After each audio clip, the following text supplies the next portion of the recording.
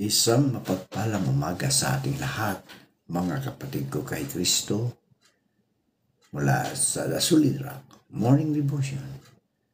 Isang kagalakan na muli tayo ay makapagbulay-bulay sa salita ng Panginoon sa umagang ito.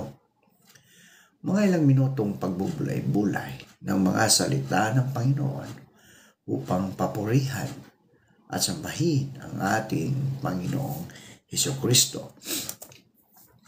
Ang ating pong pagbubulay-bulayan ngayong umaga, mga kapatid ko, mga kaibigan ko kay Kristo, ay matatagpuan sa unang Tesalonika, Kapitulo 5, talatang 16 hanggang 18. Ito po ang sinasabi: Magalak kayong lagi, palagi kayong manalangin, at magpasalamat kayo sa Diyos sa lahat ng pagkakataon, sapagkat ito ang kalooban ng Diyos para sa inyo, sa inyong pakikipag-isa kay Kristo Jesus.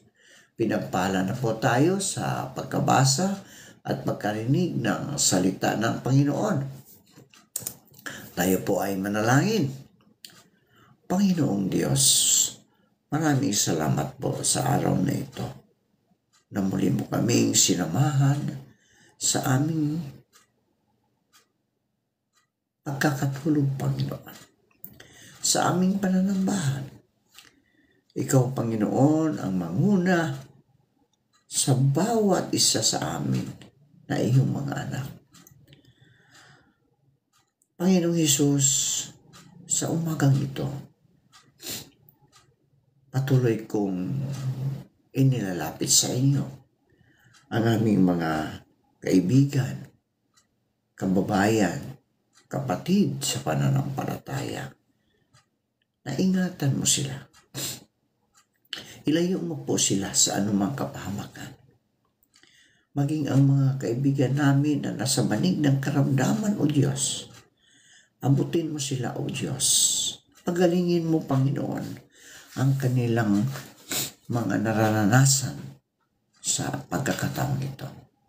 Ibalik mo ang mga lakas na nawala dahil sa mga karamdaman, upang sila, O Diyos, ay patuloy na makapaglingkod sa kanilang pamilya at sa kanilang kapwa. Gayon din po, Panginoon, patuloy kong inilalapit sa inyo ang aming mga kaibigan na ngayon ay magsisihanda o ang iba ay nasa biyahe na upang pumasok sa kanilang mga trabaho. Ingatan mo sila, O Diyos, hanggang makarating sila sa kanilang patutunguhan, Panginoon, na trabaho, Panginoon. Lord, sa umaga rin ito, patuloy kong inilalapit sa inyo ang aming mga kasundaluhan, mga kapulisan, na sila po'y ingatan mo sa kanilang paglilingkod sa bansa. Ilayo mo po sila sa anumang kapahamakan, Panginoon. Dahil sila, Panginoon, ay patuloy na naglilingkod 24/7, Panginoon, upang masiguro na ang aming bansa ay ligtas sa anumang panganib, Panginoon. Lord, Ikaw ang Diyos na mahabagin sa lahat. Naririto kami upang kami, O Diyos, ay sumamba sa iyo, dahil Ikaw ang aming Panginoon, aming Diyos at tagapagligtas. Kaya, Lord, dalangin ko na patuloy mo kaming ingatan sa lahat ng oras ng aming mga buhay. Ilayo mo po kami sa anumang pagsubok, sa mga tukso na sa aming kapaligiran, O Diyos, upang kami, O Diyos, ay patuloy na makapaglingkod sa inyo na may malinis na puso, Panginoon. Lord, sa umagang ito, patuloy kong inilalapit sa inyo ang aming mga kaibigan na nagtatrabaho sa ibang bansa. Patuloy mo po silang ingatan doon.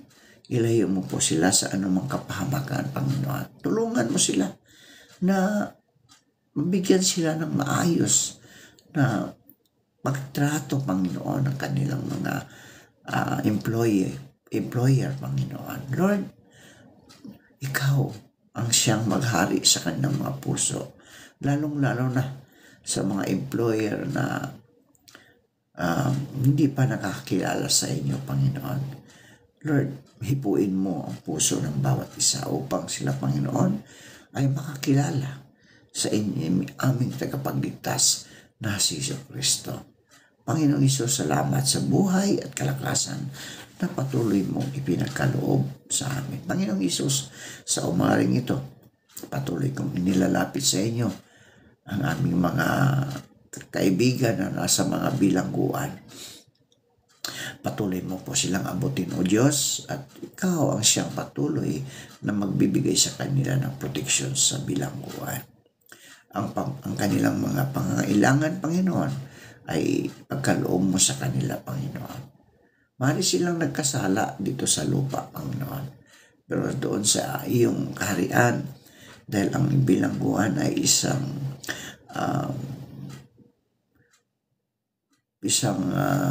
lugar kung saan ikaw ay babaguhin, naway doon sila ay makapagmuni-muni, Panginoon, upang makilala kanila bilang kanilang Diyos at tagapagligtas. Iligtas mo din sila sa kapahamakan, Panginoon, dahil maaring ang isang lugar na ito ay hindi maganda para sa iyong mga anak. Pero Lord, dahil nagkasala sila, Panginoon, kailangan nilang pagdusahan.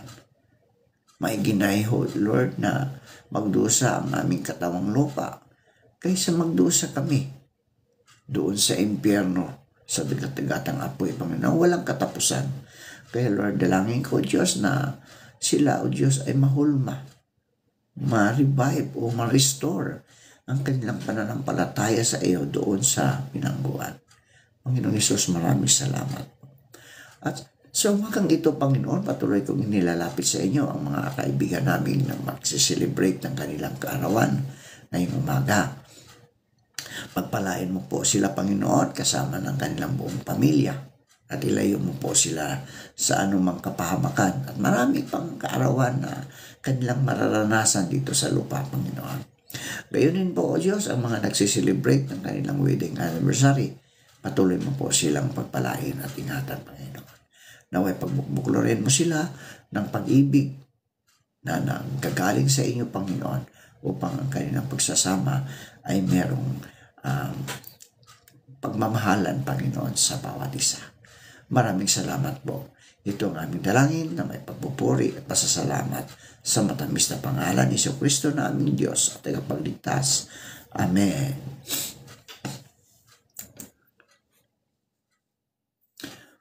Isang kilalang tema sa Biblia ang pagpapasalamat.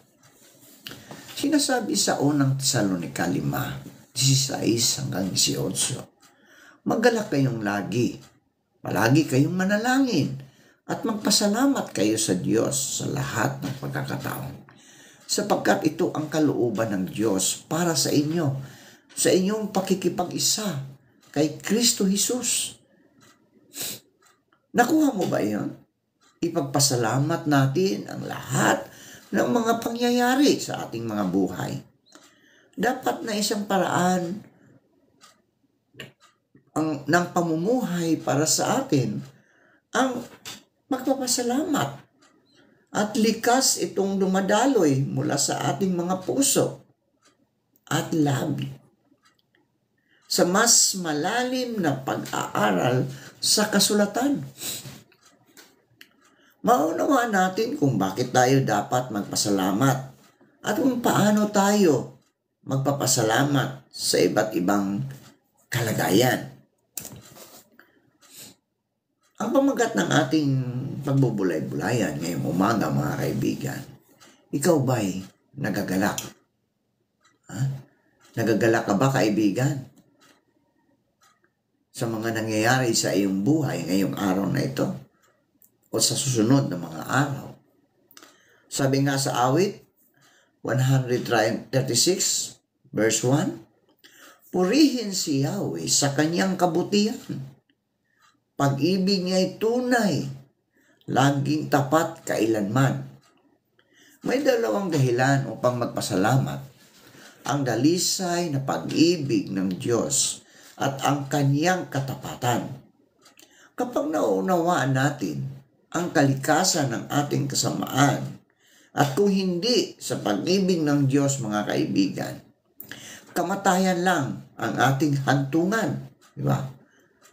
At ang ating likas na tugon ay dapat na pagpapasalamat sa buhay na kanyang ipinagkaloob.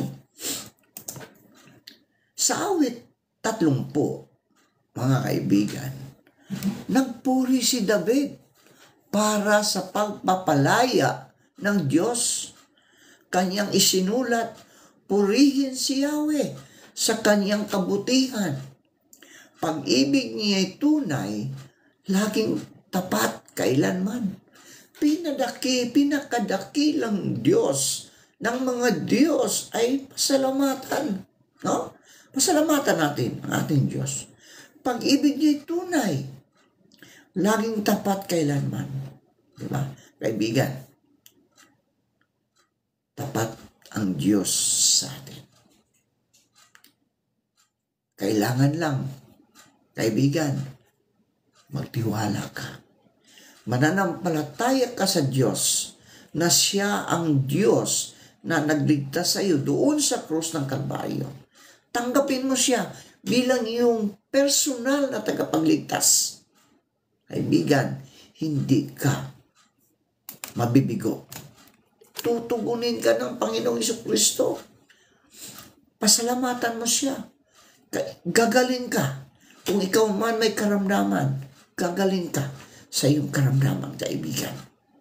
Tapat ang Diyos sa lahat ng nagtitiwala sa Kanya. Pinawi mo itong aking kalungkutan, di ba? Pinalitan mo ng sayaw ng kagalakan ayon kay Apostol David. Paglulukso ko ay iyong inalis. Kaligayahan ang iyong ipinalit. Aawit sa iyo ng pampuri at hindi ako tatahimik. O Yahweh, aking Diyos, pasasalamat ko'y walang patid. O diba, mga kaibigan, magtiwala ka sa Diyos. Kapag tinugon ng Diyos ang iyong mga panalangin dahil tapat ka rin sa kanyang mga kalooban, sa kanyang mga utos, pasalamatan mo siya. Pasalamatan mo. Di ba? Kapag tayo ay tapat sa ating pamilya, anong sinasabi? Ang ating pamilya ay nagpapasalamat sa atin. Dahil tapat tayo. Hindi tayo, kumbaga, kung ano man ang pangangailangan ng ating pamilya, ipagkakaloob natin. Ganon ang Diyos, mga kaibigan. Ganon si Jesucristo. Kung tayo man ay nangangailangan ng ating kagalingan, kung tayo may makaramdaman, huwag kang mag-alala, kaibigan. Dahil ang Diyos ay tapat. No? Diyos ay tapat. Humingi ka sa Kanya. Isang panalangin lang, kaibigan, ang layo mo sa ating Panginoong Jesucristo. Panalangin at pananampalataya na siya ang Diyos at personal mong tagapagligtas. Kaibigan, siya ko'y gagaling ka sa iyong karamdaman. Tandaan mo yan, gagaling ka. Nagpasalamat si David sa Diyos pagkatapos ng isang mahirap na kalagayan. Hindi lamang pinuri ang Diyos sa awit na ito ng pagpapasalamat sa oras ng kahirapan, kundi inaalaala din niya ang katapatan ng Diyos sa nakalipas. O, di ba? Nung si David ay isang tawag dito yung isang shepherd at nagkaroon ng gera sa lugar nila. Ang kaaway nila ay si Goliath. Naalala ba natin yun, di ba?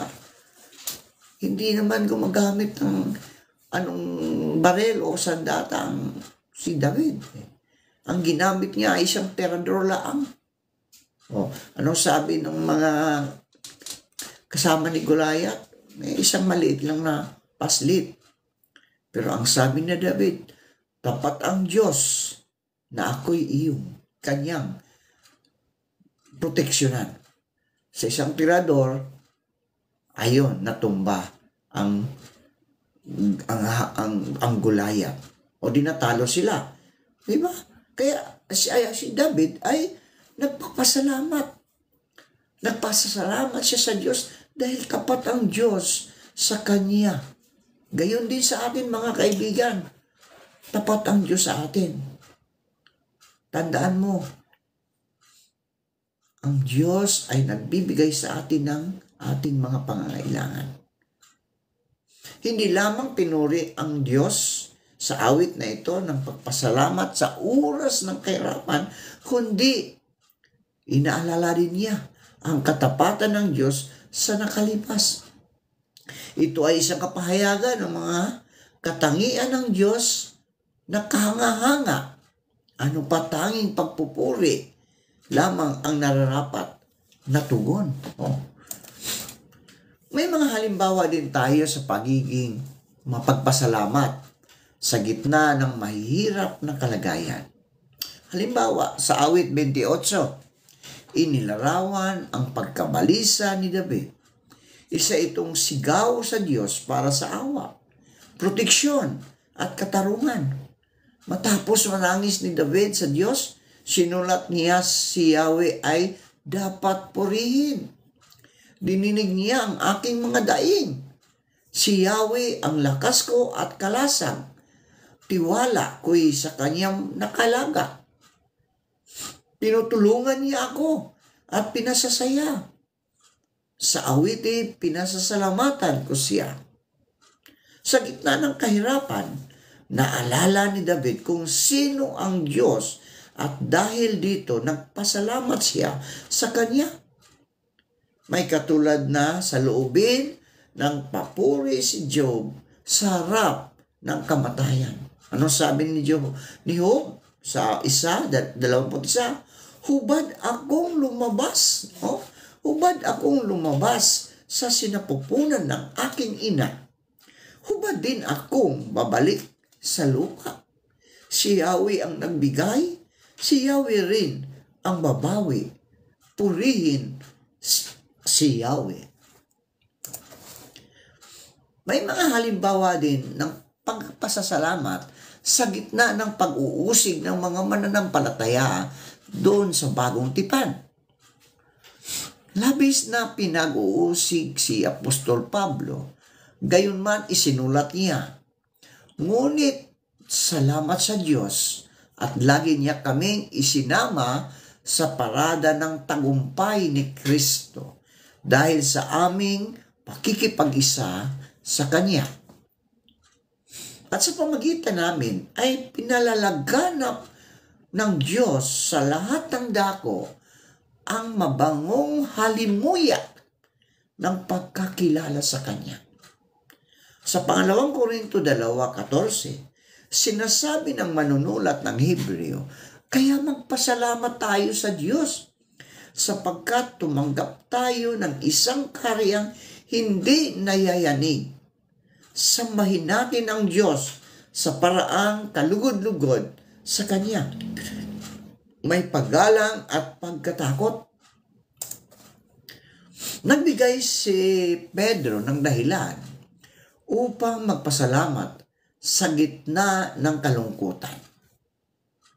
At lahat ng uri ng mga pagsubok at sinabi na sa pamagitan ng mga paghihirap, ang ating pananampalataya ay pinapadaan sa apoy upang malaman kung talagang dalisay. Gayon din naman ang inyong pananampalataya na higit na mahalaga kaysa ginto ay sinusubok upang malaman kung ito'y talagang tapat. Sa gayon, kayo'y papupurihan, dadakilain at pararangalan sa araw na mahayag si Hesukristo. mapagpasalamat ang mga anak ng Diyos sapagkat alam nila kung gaano kalaking halaga ang ibinigay sa kanila. Kakulangan ng pasasalamat ang isa sa mga katangian ng mga tao sa mga huling araw. Ayon sa pangalawang Timoteo 3:2, ang masasama ay mga taong walang utang na loob. Dapat tayong maging magpasalamat dahil karapat-dapat ang Diyos sa ating pasasalamat. Makatuwiran lamang na kilalanin siya para sa bawat mabuti at sakdal na kaloob na kanyang ibinibigay. Kapag nagpapasalamat tayo, mga kaibigan, nawawala ang ating atensyon mula sa mga makasariling pagnanasa at sakit ng mga kasalukuyang kalagayan. Ang pagpapahayag ng pasasalamat ay tumutulong sa atin para alalahanin na ang Diyos ang may kontrol sa lahat ng bagay at pangyayari.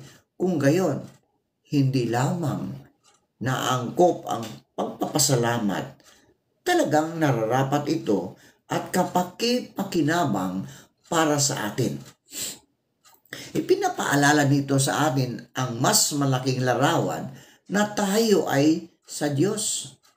At ipinagpala tayo ng mga espiritual na pagpapala. Tunay na mayroon tayong masaganang buhay. At nararapat lamang na tayo'y maging magpagsalamat sa tuwina. Tayo po ay manalangin. Salamat o aming Ama sa mga biyayang patuloy mong ipinagkaloob sa amin. Maraming salamat dahil patuloy mo kaming minahal. Patuloy mo kaming iniingatan. Patuloy mo kaming kinaawaan. Panginoong Hesus, salamat sa iyong buhay na inialay mo doon sa krus ng Kalbaryo upang kami, O Diyos, ay magkaroon ng kagalingan sa aming mga karamdaman. Maraming salamat po. Salamat, Panginoon, na ang lahat ng mga problema ay nasolusyonan.